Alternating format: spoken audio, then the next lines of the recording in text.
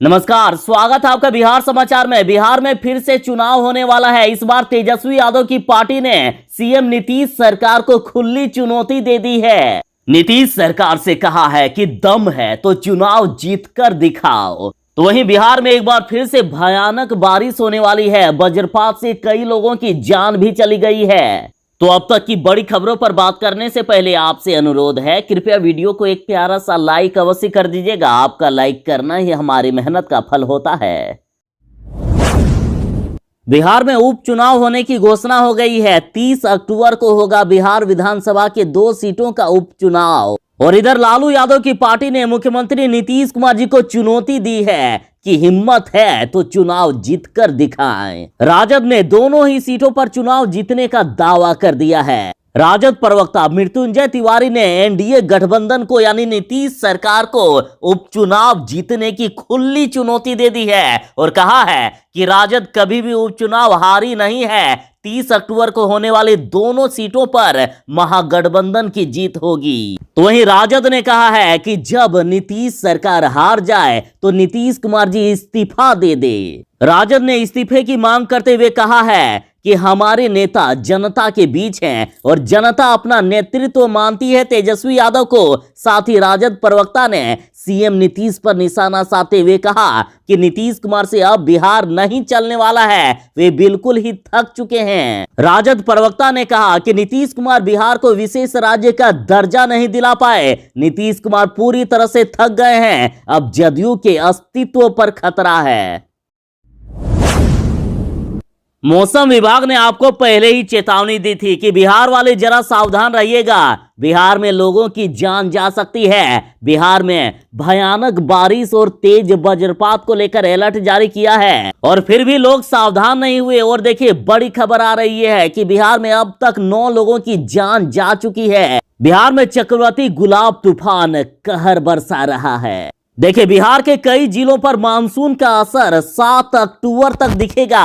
7 अक्टूबर तक बच के रहिएगा। बिहार के कई जिलों में भयानक बारिश और तेज वज्रपात होने वाला है। और बिहार के जिन जिलों में सबसे ज्यादा खतरा है वे जिले हैं बिहार के गोपालगंज, सारण, वैशाली, नालंदा, समस्तीपुर, मुंगेर, लखीसराय, बेगूसराय, मधेपुरा, बक्सर, भागलपुर, खगड़िया, सहरसा और सुपौल। मौसम खराब रहने पर यहाँ के लोगों को घर से बाहर नहीं निकलने की सलाह दी गई है। और इधर बड़ी अनहोनी की खबर आ रही है। 9 लोगों की अब तक जान जा चुकी है। देखिए, 9 लोगों की मौत हुई है। उनमें से बेगूसराय से 2, बांका से 2, भोजपुर से 1, शेखपुरा से 1, सारण से 1, समस्तीपुर से 1 और जमुई से 1 शख्स शामिल हैं। और फिर से बड़ी खबर है कि आज पटना, सिवान, सारण, बक्सर, भोजपुर, वैशाली जिलों में भी भयानक बारिश हो सकती है। साथ ही बिहार के अन्य 22 जिलों में भी बारिश हो सकती है। देखिए, बड़ी खबर आ रही है। कहा जा रहा है कि टूटने के कगार पर है जदयू और बीजेपी का रिश्ता।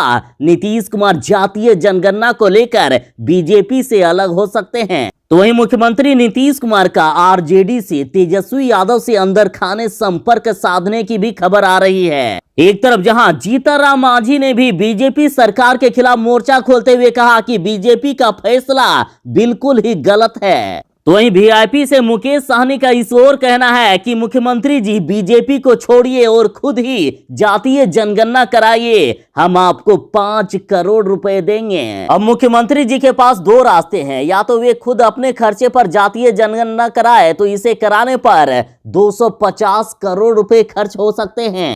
तो वहीं दूसरा रास्ता देखिए, पत्रकार अरुण पांडे ने बताया है कि दूसरा रास्ता यह है कि नीतीश कुमार इस मुद्दे को लेकर बीजेपी का साथ ही छोड़ दे। और यदि सभी राजनीतिक पार्टियां गोलबंद होती है, जो कि मुख्यमंत्री नीतीश कुमार जी ने भी ऐलान कर दिया है कि सभी राजनीतिक पार्टियों से बात करेंगे, और यदि नीतीश कुमार जी बीजेपी का साथ छोड़कर आ जाते हैं महागठबंधन में विपक्षी पार्टियों के साथ और मुख्यमंत्री जी को यहां भी मुख्यमंत्री पद के लिए दावेदार घोषित कर दिया जाता है, तो बिहार की राजनीति की दिशा ही बदल जाएगी। देखिए, जातीय जनगणना पर तेजस्वी यादव और मुख्यमंत्री नीतीश कुमार एक तो दिख ही रहे हैं और महागठबंधन बार बार नीतीश कुमार जी को बुला भी रहा है, लेकिन यहाँ सबसे बड़ी दिक्कत यह है कि कोई क्यों आएगा यहाँ अपना मुख्यमंत्री पद छोड़कर। यदि महागठबंधन में भी मुख्यमंत्री नीतीश कुमार जी को मुख्यमंत्री बनाया जाता है तो वे आ सकते हैं महागठबंधन में।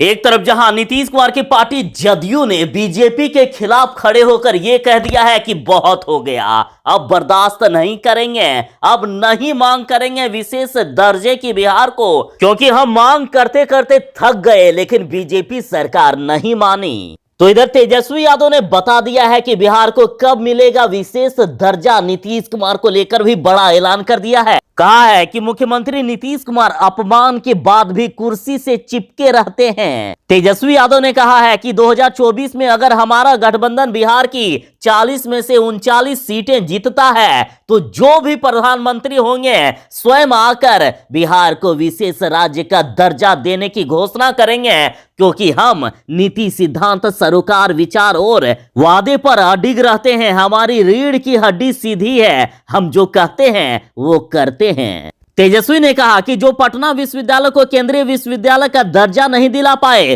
वो मुख्यमंत्री बिहार को विशेष राज्य की दर्जा क्या दिला पाएंगे। कहा है क्या यही है 40 में से 39 सांसदों वाला डबल इंजन। तेजस्वी ने कहा कि नीतीश कुमार थक चुके हैं और वे पहले भी इस बात को कह चुके हैं और अब तो उनकी पार्टी भी ये मानने लगी है, और कहा है कि मुख्यमंत्री को बिहार की नहीं सिर्फ कुर्सी की चिंता है। अगर कुर्सी की चिंता नहीं होती तो इतने विरोधाभासों और अपमान के बाद भी कुर्सी से चिपके नहीं रहते। जैसे कि नीतीश कुमार की पार्टी जदयू ने कहा है कि हम बीजेपी से बिहार को विशेष राज्य की दर्जा देने की मांग को लेकर थक चुके हैं, अब हम नहीं करेंगे मांग। तो इधर जीतन राम मांझी ने बीजेपी और जदयू के खिलाफ मोर्चा खोल दिया। जीतन राम मांझी ने कहा कि भले ही जदयू बिहार को विशेष राज्य का दर्जा देने की मांग छोड़ रही है, लेकिन हम इसके लिए संघर्ष करते रहेंगे। जीतन राम मांझी के पार्टी के प्रवक्ता दानिश रिजवान ने कहा है कि जिस राजनीतिक दल को पीछे हटना है हट जाए, ये सदन से पारित एजेंडा है और बिहार को विशेष राज्य की दर्जा मिलना चाहिए। इसके लिए जिन्हें बैकफुट पर जाना है चले जाए, लेकिन हम इसका मांग करते रहेंगे। साथ ही मुख्यमंत्री नीतीश कुमार से मांग की गई है कि मुख्यमंत्री जी पुनः विशेष राज्य की दर्जा के लिए प्रधानमंत्री नरेंद्र मोदी और राष्ट्रपति रामनाथ कोविंद से मुलाकात करें और कमेटी बनाए और बिहार को किसी भी कीमत पर विशेष राज्य की दर्जा दिलवाए। उन्होंने कहा कि हम बिहारी हैं, ना थके हैं, ना हारे हैं, ना रुके हैं, हम जीतकर अपना हक लेंगे। अब तक की बड़ी खबर आ रही है। देखिए, एबीपी न्यूज में कहा जा रहा है कि मुख्यमंत्री नीतीश कुमार बीजेपी से अलग हो सकते हैं। बीजेपी से अलग होने का बहाना खोज रहे हैं नीतीश कुमार, ये कहना है चिराग पासवान की पार्टी का। कहा गया है कि नीतीश कुमार कभी भी किसी भी राजनीतिक गठबंधन में एक वफादार सहयोगी की तरह नहीं रह पाए। अपने सहयोगियों को धोखा देने के आदी हैं नीतीश कुमार। देखिए, एलजेपी से कृष्णा सिंह कल्लू ने कहा है कि बहुत पहले ही चिराग पासवान ने मुख्यमंत्री नीतीश कुमार जी को पहचान लिया था और अब बिहार की जनता भी नीतीश कुमार को बेहतर तरीके से पहचान गई है। तो वहीं लोजपा ने कहा कि नीतीश कुमार कभी भी किसी भी राजनीतिक गठबंधन में एक वफादार सहयोगी की तरह नहीं रह पाए। अपने सहयोगियों को धोखा देने के आदि नीतीश कुमार अब पॉलिटिकल सुसाइड की ओर आगे बढ़ रहे हैं। साथ ही कहा गया कि नीतीश कुमार जी ने खुद ही कहा था कि ये मेरा आखिरी चुनाव है और अब वाकई नीतीश कुमार का राजनीतिक अंत निश्चित है। चिराग पासवान की पार्टी लोजपा ने ताल ठोककर यह दावा कर दिया है कि बिहार में नीतीश सरकार गिरने ही वाली है। बिहार में फिर से मध्यावधि चुनाव होने वाला है। पार्टी 243 सीटों पर चुनाव लड़ने की तैयारी भी शुरू कर दी है। एलजेपी ने कहा है कि बिहार में नीतीश कुमार की जमीन खिसक चुकी है और नीतीश कुमार बीजेपी के भरोसेमंद सहयोगी भी अब नहीं रहे, इसलिए बीजेपी चाहकर भी उनकी कोई मदद नहीं कर सकती है। लोजपा ने सीधा क्लियर किया है कि बिहार में कोई उपचुनाव नहीं, सीधा मध्यावधि चुनाव हो जाएगा। देखिए, लोजपा का दावा है कि बिहार की मौजूदा सरकार टिकने वाली नहीं है। बिहार में मध्यावधि चुनाव का होना तय है। ऐसे में पार्टी उपचुनाव के बाबत केवल 2 सीट नहीं बल्कि विधानसभा चुनाव को लेकर पूरे 243 सीटों पर चुनाव लड़ने की तैयारी कर रही है। तो ये पार्टी प्रवक्ता कृष्णा सिंह कल्लू ने कहा है कि 2 सीटों पर होने वाले विधानसभा चुनाव में जदयू को अपनी हैसियत एक बार फिर से पता चल जाएगा।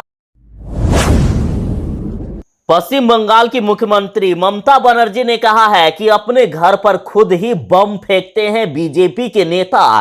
कार्यकर्ता की मौत पर उन्होंने जवाब दिया है। देखिए, मुख्यमंत्री ममता बनर्जी ने पश्चिम बंगाल में चुनाव के बाद हिंसा की सीबीआई जांच पर सवाल उठाते हुए कहा है कि सीपीएम के खिलाफ कभी सीबीआई या ईडी की जांच आखिर क्यों नहीं हुई है। ममता बनर्जी ने कहा है कि बीजेपी बेहद हिंसक, क्रूर और हत्यारी है। वे हर दिन गुंडागर्दी कर रहे हैं। वे अपने ही घर पर बम फेंक लेते हैं और कहते हैं कि उन पर हमला हो रहा है। कौन तुम पर हमला करेगा? हम तुम्हें छूने पर भी शर्मिंदा होंगे। टीएमसी गुंडों की पार्टी नहीं है। तो वही ममता बनर्जी ने बीजेपी कार्यकर्ता की मौत पर दुख जाहिर करते हुए कहा कि मैंने सुना है कि इलेक्शन के कई महीनों के बाद बीजेपी के एक कार्यकर्ता की मौत हो गई। इस तरह की मौतें हमेशा दुर्भाग्यपूर्ण हैं। वे शव लेकर मेरे घर के पास आए। असम में एनआरसी को लेकर कई लोगों की मौत हो गई। क्या आपको कोई शर्म नहीं है? बीजेपी शासन में कानून का राज नहीं है। बिहार वाले जरा सावधान रहें। बिहार में 7 अक्टूबर तक तेज बारिश और वज्रपात को लेकर अलर्ट जारी किया गया है। और इधर देखिए, बांका से एक और अनहोनी की खबर आ गई। बांका में वज्रपात की चपेट में आने से 2 महिलाओं की मौत हो गई है। कई मवेशी भी मर गए हैं। घर में कोहराम मच गया, यानी जान माल की भी काफी ज्यादा नुकसान हो रहा है।